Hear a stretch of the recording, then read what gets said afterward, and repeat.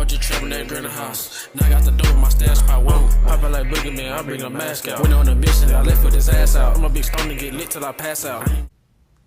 What's poppin' Wundr Gang? Today we're gonna be reacting to Diddy is Beyond Cooked. Let's get into it.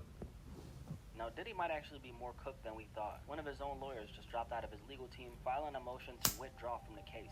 And his reason, he straight up said, under no circumstances can I continue. Honestly, that's a wild statement from someone. Yeah, that is a wild statement. Diddy's entire empire is crumbling in real time, and his latest development just adds another L to a growing list of career-ending losses. For the last year and a half, P. Diddy has been one of the most talked about celebrities in media, and for all the wrong reasons. The man went from being a hip-hop mogul to being labeled as the ringleader of a criminal enterprise. Like most of y'all know, Diddy is in some deep shit.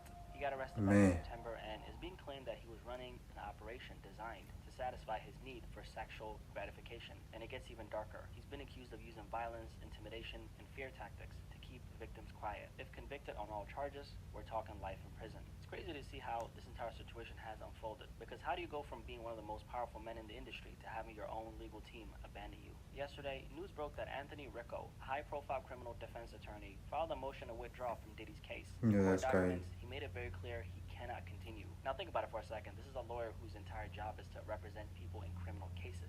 So people have the worst reputation imaginable. Yet he even said, nah, I can't do this one though, okay? Now there's actually a logical reason why he decided to I can't do this one out. Let's get into that in a second. For years, there's been rumors about Diddy. People in the industry have whispered about his shady business practices, his connections, his lifestyle, and for years, nothing really happened. Money and power kept him protected. That was until now. Law enforcement finally caught up to him, yeah, and the consequences are piling up. The allegations are too massive to ignore. Even someone from his legal team, who was supposed to defend him, doesn't want to be associated with him. Although he still, of course, does have a bunch of lawyers on retainer because his trial is coming up in May, and they're preparing for war because the government is going to give it to them. If y'all don't know who Anthony Ricco is, let me break it down really quickly. This man has defended some of the most high-profile criminals in history, including being involved in the 1998 U.S. Embassy bombings trial, which had Osama bin Laden's name on it. Now, to be clear, he didn't represent bin Laden himself. He was a part of the legal defense team for one of the co-defendants on trial in this case. On top of that, he's also handled multiple federal death penalty cases and even defended a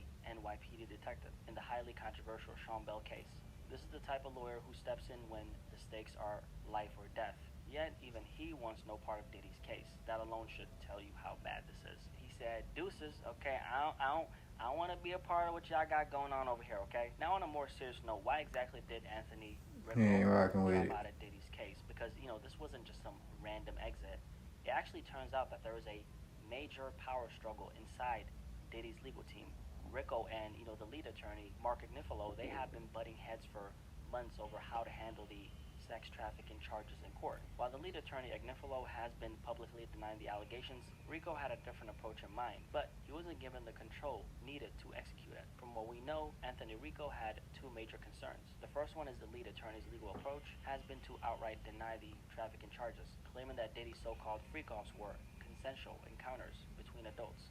Ricco, on the other hand, had a different strategy in mind, but he wasn't able to push it forward. I don't know exactly what his strategy was going to be, but in the end, you know, he's an experienced lawyer, so I'm sure he had an angle for how it was going to benefit Diddy's bottom line, right? And then they also disagreed on when to actually go to trial. So Anthony Ricco strongly believed that they wouldn't be ready for the scheduled May 5th trial date and wanted to ask for more time, but his co-counsel refused to delay, right? And then on top of that, Ricco wasn't even able to speak to Diddy directly, which is kind of weird because he's representing him, right? And then apparently they kept on causing problems with each other. And at that point, he decided that he couldn't properly defend Diddy, so, you know, he walked away from the case for that reason. So now Diddy's team is down one high-profile criminal defense attorney at a time when he needs all the legal firepower he can get. And when a lawyer with this much experience walks away from your case, that's never a good sign, okay? Now, there are some other rumors, if you will, that the reason why he walked away was because he couldn't deal with the crimes of Diddy.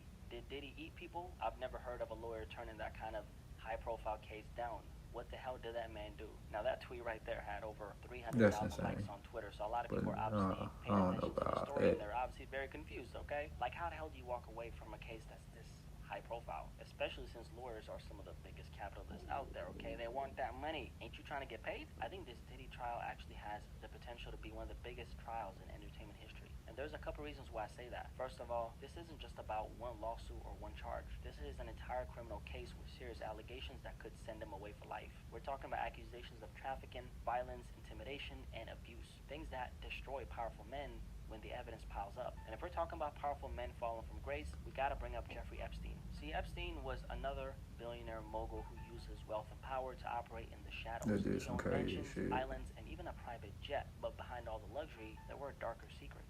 Back in the 90s, Epstein set up shop in the U.S. Virgin Islands, a tax haven where he owned not one, but two private islands. One of them, Little St. James, was rumored to be where some of the most disturbing crimes of humanity happened. It was said that Epstein used hidden cameras in his Manhattan mansion I'm gonna to have to do a record reaction sex video acts to involving his wealthy associates, possibly for one blackmail of the purposes. videos And here is about where it him. gets even wilder. His private flight logs included names like former U.S. President Bill Clinton, Donald Trump, and other high-profile celebrities. Now, how does this connect to Diddy? Well, in Diddy's case, some accusers have also claimed that he kept tapes, recordings, and evidence of wild parties, private encounters, and potentially illegal activities. Now, let's be clear, there's no confirmed evidence of this yet, but if something like that ever sees the light of day, if these Oh, types some of weird tapes shit. or recordings ever leak, yeah, Diddy might actually be finished for real, along with a lot of his famous friends.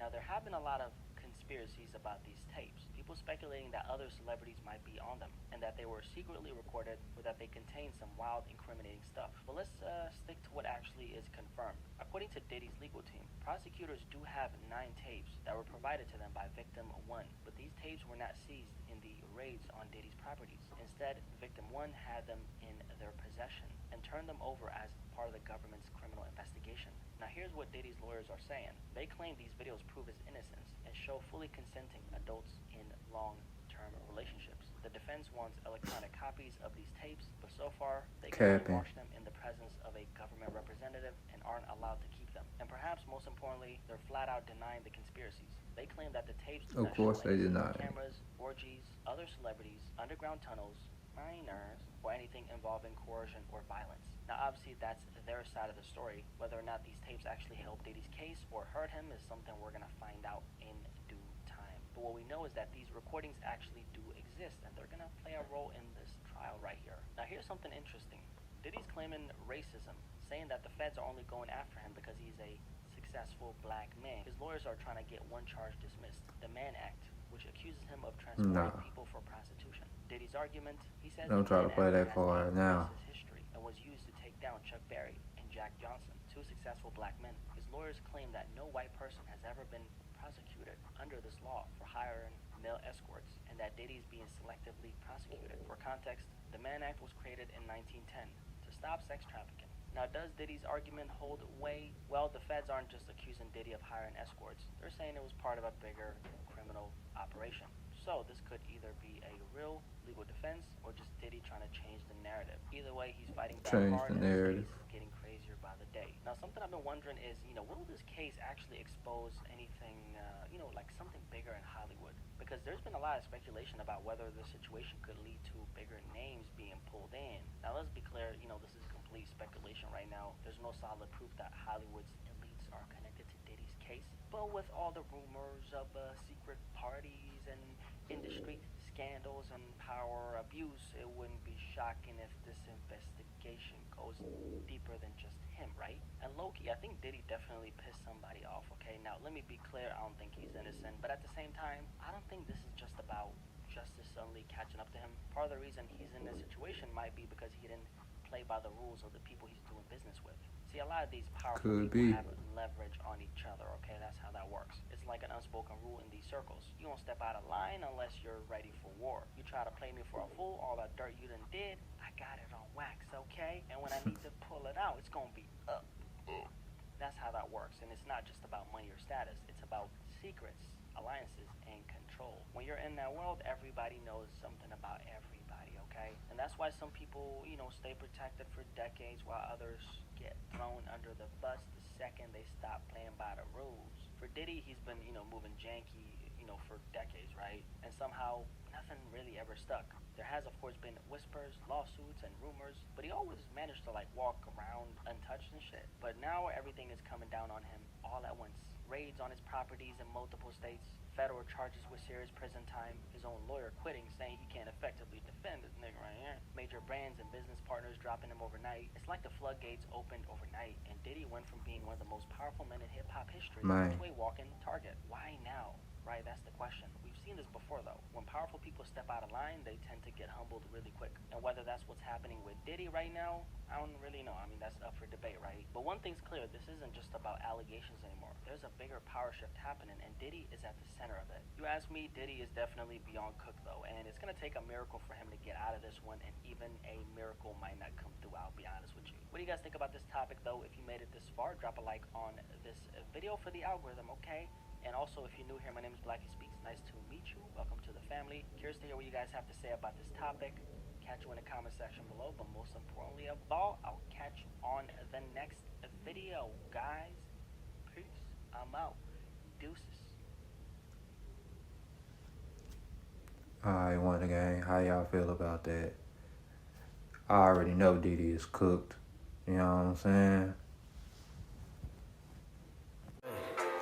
I was just trapping that green house. Now I got the dope in my stash spot. Whoa, poppin' like Boogie Man, I bring a mask out. Went on a mission, I left with his ass out. I'm a big stone to get lit till I pass out.